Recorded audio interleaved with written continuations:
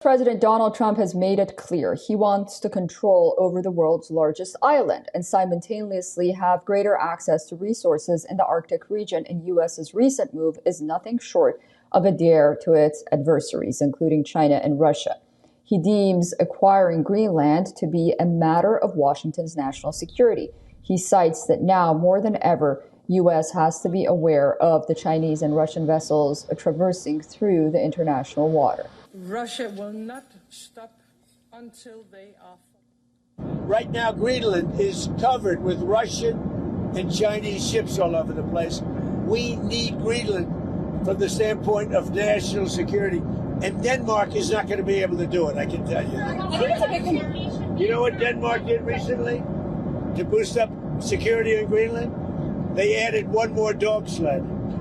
It's true. They thought that was a great move.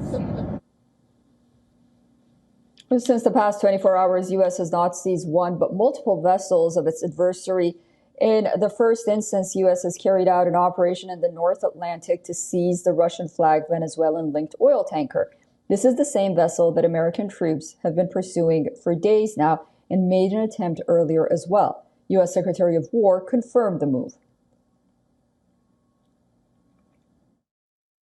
It continues because two oil tankers, overnight, were seized by the United States of America, stateless or sanctioned, because the oil blockade, the quarantine of oil out of unsanctioned or sanctioned or stateless vessels continues. Russia's transport ministry released a statement slamming the development, saying, quote, in accordance with the 1982 UN Convention on the Law of the Sea, freedom of navigation applies in waters on the high seas, and no state has the right to use force against vessels duly registered under the jurisdiction of other states.